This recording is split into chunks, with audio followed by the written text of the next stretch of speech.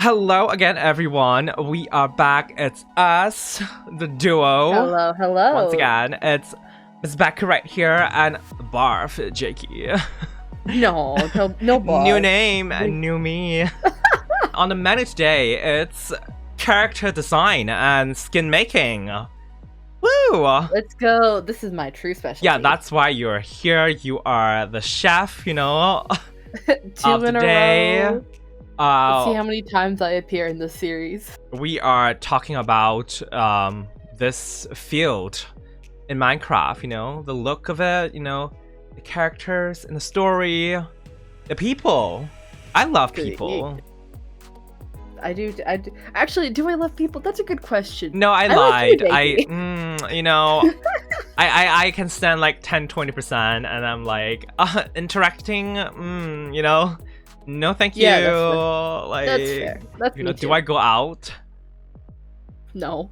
Neither do I. Yeah, so it's no. fine. Who goes out? But our characters do. They are really socializing. Sometimes when they were written, I was like, dang, I wish I'm like them, like they are living their lives. They are all each very special, unique individual, just like Becca. And then there's me. Hello. As if I'm one to talk. Who am I? I am as bland as... I'm not gonna go there. Draco's gonna come in. Oh, don't say that. Characters design, character design, it's there's a lot of things, because designs, it goes into the characteristics, the personality. You can tell a story like through words without ever describing a character, but you can't do something without having a personality. A lot of them have, it's very diverse, very unique, everyone, it's representing something, isn't it? Yes, absolutely. The only one that might not have a personality is probably Melanie. Oh, I think Melanie is full of personality, and like Melanie is just straight up like, you want me to be there for a lesson, that's what you're gonna get. Take it or leave it, I think that is a bossy move, I think that's, I'm here for it. I wish I have that confidence. I thought you were gonna be dissing another character. I was like, oh, too soon, Becca. I'm too nice to diss characters, unless it's Ash. Ash is Rico's the only coming one in. Excuse me, Becca. I feel very attacked. Guitar moment.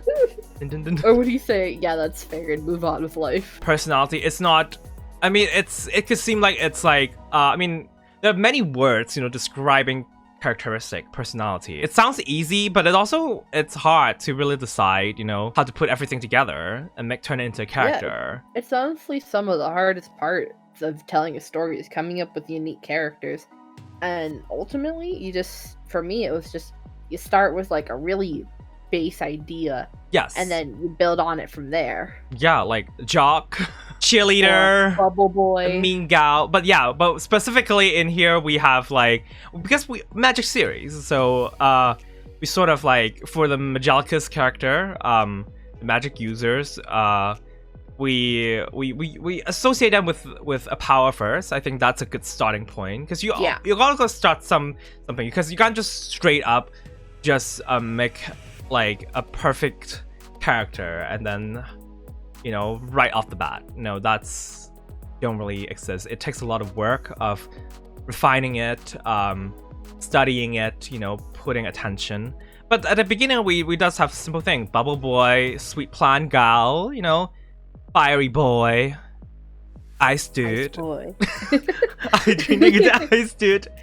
Despite he's as cold as ice. We have this basic, element, this predictable characters, but the next step was like how to make them interesting, how to make them unique, from the tribe that they're in. Yeah, it was almost like a really easy like drabble of a fan fiction type thing. We love fan fiction. We have like these very generic like tropes. Let me just write something up and have them interacting together and see what falls into place. And so that's how we got like the original Thea and the original AYDEN. for me are the two that I remember the most. Thea was a lot more like happy-go-lucky and kind of kind of oblivious to certain things. That didn't stick, but that was the first versions, and it was pretty cool. Yeah, I mean, I think it's important to have these things because without these, we don't know what exactly we want. So I think like character design is like there's a lot of trial and error, honestly, because you have to get a little feel of it, and then you're just like, okay, how do I go from here? We can't just stick with like the generic tribe that we have, because it's limiting. So eventually we move on to something which is, I think a lot of people know this, the whole character profiles, personality, writing, like a full-on writing, like paragraphs like for that. Wikipedia article. Yeah, no, that's exactly, because Wikipedia, honestly, that's like what helped me, because you know what you want, but sometimes you like to actually, what you want in your mind, but like sometimes you have to like visualize it, you have to write it down. And I definitely got a lot of help from looking at wikis, of like TV shows and characters and everything, and kind of got a sense of like how those things are written, so that I know that what are the elements that I need, to make a very fulfilling full profiles of each character. They helped a lot. I mean, it's still general. I mean, but it's way more detailed than simply like a trope that we given them. It's no longer just like bubble boy, light gal, Yeah. We have now they have real personalities. I mean, AYDEN is an interesting character, but not in a interesting way. Like not the it's a character very intentionally, right? It's very subtle. Yeah, I guess that's a way to just kidding, I'm being very shady. He is fun. He's totally not a borefest, as some character would describe him. Stop being such a borefest. We wrote down that AYDEN is very down to earth and caring, doesn't like to get involved in gossip and drama at school. If I'm working in a reality TV show, I'm like, this person is about to get sent home early because they're not giving a drama. Good thing this isn't a reality TV show. Like rather quiet, appears to be rather introverted and timid, has a huge affection towards those he values, such as Thea and BOBA. Go the distance in order to help or save them. It's just a nice guy in general. Very nice, good kid at heart. Very unproblematic. We need that. We need that. We all need people like this in life. Yes, they might not make things as interesting to look at or experience. They're like the kind of like no fun, but they're nice, and sometimes we need those. Maybe I vibe with AYDEN the most because that sounds a lot like me in friend groups. I'm the boring one. I mean, to be honest, I'm also kind of that. Well, like for big friend groups, I guess. That's how we make the profiles, with like that's an example, AYDEN, and I think writing that give us an idea, a much better idea of like how we see them in the story and how we can write the storylines for them, I think. Absolutely. Yeah. It's like a very straight to the point, just like this is how they would act, this is what they value. This is so yeah, it worked very well for me when I was writing stuff occasionally. I'm trying to think of another character. I think JAIDA, it's someone that is also worth mentioning, isn't it? Oh yeah, definitely. I originally remember coming up with JAIDA as like she was meant to be like a foil to Thea, an opposite character that brings out traits in another character, that they bring out traits in each other to be almost exaggerated. People see JAIDA, people think if they like Thea more, they'll be like, oh, Thea or JAIDA's so mean. Yeah. When she's really not technically, or if people like JAIDA more, they'll be like, Thea, you idiot. I think because we see the story from a lot of time from Thea's perspective, since it's more centric to her, Thea, so it's sort of like creates the illusion, like we can't see the other intentions, of different characters. And like I hate creating character, like, for example, like, just because, like, it's a bad person or like a mean character. Like, I don't think those things exist. I think a lot of times it's just like actions, you know, of that. Like, you can have a character that does good things or bad things, you know, but like there's never a thing.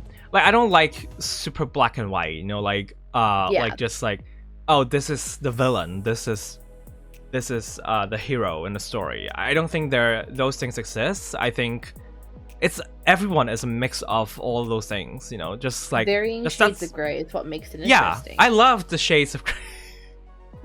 we maybe should have used this parallel. You know what? I'm gonna edit this. I'm just kidding. No, I'm not. We're not gonna do that. I think Jada and Thea, in a way, they are different but yet similar in a way. They have they're similar in a way where they had the drive. They're both very like determined people. Something that they fight for, you know, they stand up for something. The fun thing is about like the character, it's like some of them was kind of clear from the start and then we sort of go with it, but not every character are like that actually. Some of them went through massive changes, isn't it? Absolutely. Yeah. The biggest one, definitely the biggest one, it's our beloved Bean. I was gonna say boba tea sipping, but that's also boba. Boba! Kind of revealed bubble already, tea. Jakey. I should have said bubble tea. There we go. Oh, well. I messed up. Oh, well. We'll cut it, you know? Nah. But like, oh, Bubble Boy, you know, boba. Because when we have that, we first talked about it, we were like, it's all starts with like Bubble Boy. Yeah. And yeah, then he was one of the earliest characters. And then after a while, I start writing episode 1, and then that's when I know that I need to think of a name. I remember messaging you about it. I was like, Boba. And I was just like, yes, it's so cute. I hope Becca likes it because like I really think that it's gonna be super cute. Yes, I loved it.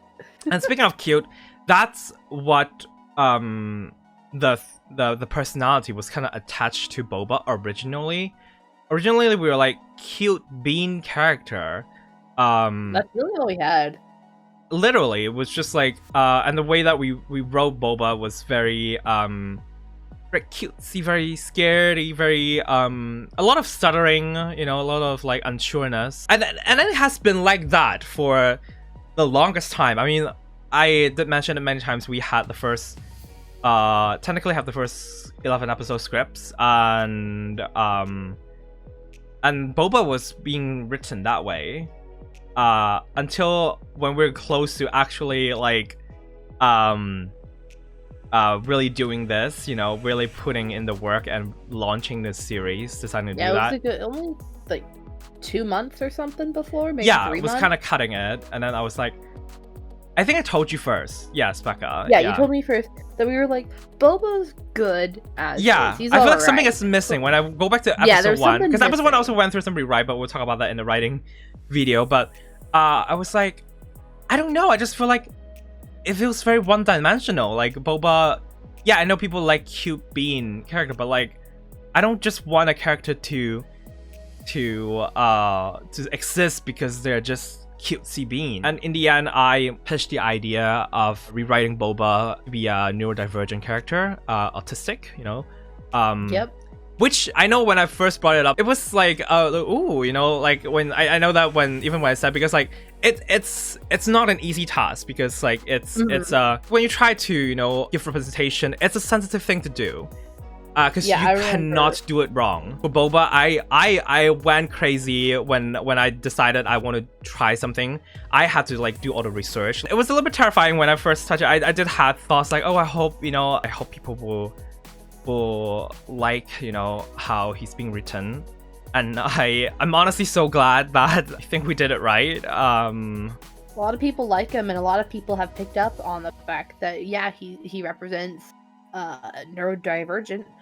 Yeah, people and seem to like it, so yeah, I'm pretty happy with how we've done it. Character design is partly personality, but there's also the look of it, you know, the physical appearance.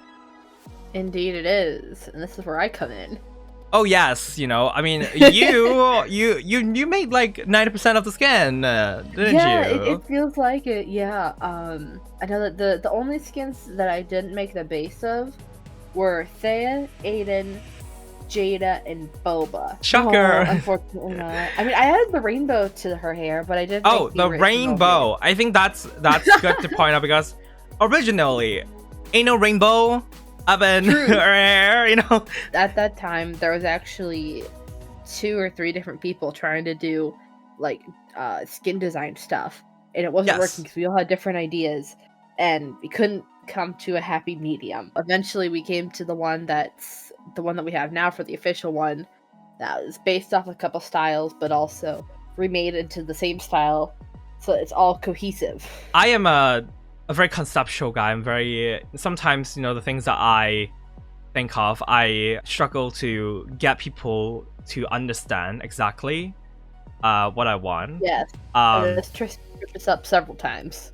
Yes, I mean, eventually we found a place where we started off with like we Google images, you know, some references, and then like picking colors. You know, I remember we had to sit down and then just like, oh, what colors, what kind of fashion, you know, especially for like characters who are not a student, you know, the teachers. Yeah, like the teachers. I'm thinking of. If you're not blessed with the skin making skill, you need your local skin artist friend, you know, and you really need to make them understand, you know, give us many details. Please for do not. Yeah, don't just skip like a thing. Saying, saying like something like a scarf or something like that. Just saying it or typing that out. Like, there's still like a bajillion different kinds of scarves or of hats or something like that. You need to have reference images, please. Yes. If you're asking anyone for skin design, draw it, pictures please. or whatever. Give like a full-on profile. We had something. The shard, the colored shard. Take it away, Jada. The EACS system stands for Everston Academy Color Shard System. The ABCDEFG system. I'm doing Thea dirty, but the shard system. That thing, I think that's one of the most interesting elements that we have in the story at the moment. Originally, there was like 2 paths that we want to go. One path is like, oh, we want different color based on what type of magic they have. You know, that's one direction we could go for, like elemental magic. Oh yeah, we had it like 7 for the 7 colors of the rainbow, right? Yeah, but then it just feels like it kind of a lot of like overlapping and explain. Yeah. And it's kind of like just it is what it is, because like once you said it, it's kind of that. We kind of want the constantly changing element as well, because which what we have now, because it's a rating system. And we did heavily imply that the color can have changes over time depending on how the character is behaving in the evaluation, because we look into their strength, their intelligence, their agility, you know, how fast they are with things, which is like 3 colors, you know, red, blue, and green, which is, you know, the color system. Sure. They're also the primary colors of light. Right, exactly. It took me like until one day where I decided to fully sit down and just to pick all the colors, because we know that Thea, it's white shard. We know that Jada, white shard, you know. Yeah, a lot I of think them we had Boba is also pretty clear. Because Boba, we always wanted like the very bluish, you know, blue, cutesy blue. Obviously, Sarah, I want a very icy color, but I also want to make sure like, however I move the color wheel, it makes sense. Like that would be how they performed in the trial, in the evaluation. The one that surprised me the most for the shards is actually Aiden's, because I always imagined him having to have like an orange color, and then I saw blue. I was like, blue. Huh. Oh yeah, I think that's one of the ones where I decided to be more like focusing on the lore side, you know, like whatever. It's like I felt like if I were to go for that like orange color, I felt like it didn't fit, you know, his. Yeah, think about it, it doesn't fit. Yeah, if you look back at the rating, if you look at the relativeness, you know, of different color, it just doesn't make sense if he has the orange color, because it just feels it doesn't add up according to the story that we planned for him. Yeah, he's not. His power doesn't have to do a lot with like strength, like physical strength. Yeah, he's a subtle guy, you know. Skin making process like this, it's very important. It is very important because we now have the concept. We have the concept. We have how the character is, characteristic, personality, and then how they look physically, making the decision. Now you have to bring them to life, and with all the pixels that we have, and it's a lot of things to keep track with. Like there's a lot of we have a lot of profile setup. We have a lot of things, but it could get messy. I started this one thing that's called a character stuff tracker, which is a spreadsheet. Because I feel like that's a lot to go down with just like messy Discord messages or just like notes everywhere. No, I definitely love that spreadsheet. Yeah, because this thing.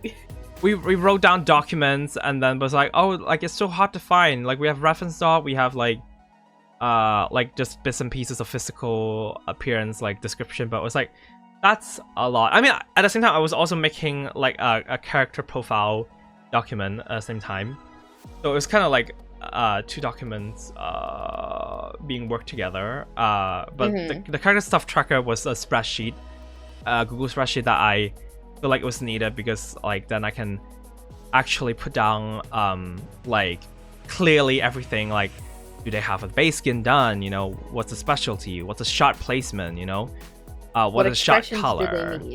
Yeah, because I was also messing with the color wheel, so I have to put down the exact color for some of the more niche color that we have for some of the character. First off, when making a skin, you have to decide how HD you want to go with the base first. There's many. There's obviously the vanilla 64, you know. Yeah. There is, you know, what we went for 128. There's also obviously Super HD, so 2K, 4K skin. Purely, yeah. I like a little bit resemblance because at the end of the day, this is a Minecraft series, and I still like the subtle blockiness, you know, in that. And I think in a way, it's an art form that I really appreciate. So what we did was we had the 128 base, and then we also incorporated HD elements. Yep, exactly. To add details. I start out as 128. I'll usually just make like the head and the hair of a character, and then when because I use my tablet, I make it in a specific app, so I'll just make only the pixelated parts, and then I'll bring it into Metabang Paint, and then that's when I'll put on like the uniform and throw on the eyes and the eyelashes and the eyebrows and all that other stuff, and then make the expressions that again I can easily copy from pre-made ones that I've made. And so it takes me probably about 3 hours for each skin, but it's definitely much quicker than it would be to do a full 128 skin. And it eventually got easier. Like we've started from scratch, you know, like decide the school uniform, think of like the look exactly, and then you just sort of had to make the base. But slowly, as you have more skins, you sort of, it's not copying from the other skin, but it's more like you have some elements you already have, you know, and then you add them together a little bit, sometimes mix and match. I mean, we put in a lot of work, but it's not like but you know, sometimes we gotta, you know, work smart. Work smarter, not harder. Exactly, yeah. So this is essentially what it is. I mean, you did a lot of work back, honestly. Your back, you know, I think your back is hurting, I feel like, you know, at this point. It is, but I'm still going. I do some of the minor things to help ease the pain a little bit, you know, because I know. I really appreciate it. I will say that. Yep. Yeah, I mean, I don't really know how to mix skins. I think when it comes to the skin making process, the only thing that I sort of had a talent of doing, it's the HD pattern element. Yeah.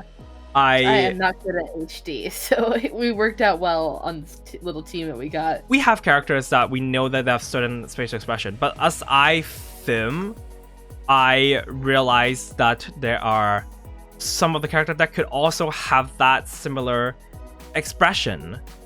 But I'm not because like I live in Hong Kong, so we have great time zone difference. So that's first thing.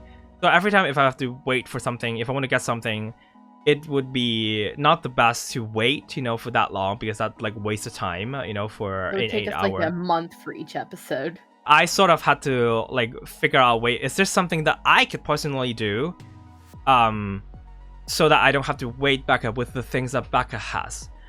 So essentially, it's using elements of the things that the skins that Becca already made. Okay, but this is very important to point out.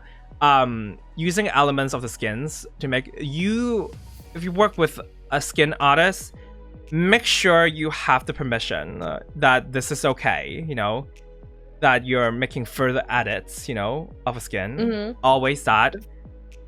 This like worked for us.